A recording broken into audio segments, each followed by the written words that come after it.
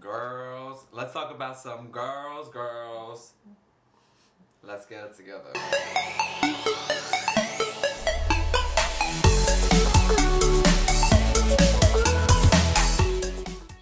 Big ass moment number 3.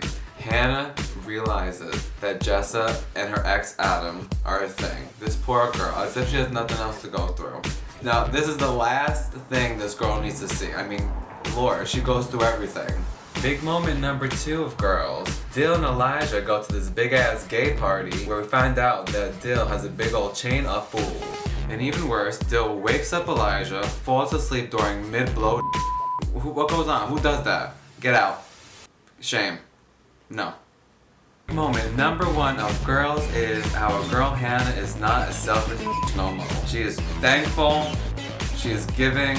She says, I love my man. I love my life. It's time to move on and let the past be in the past. Happy trails and God bless. Girls is ratchet.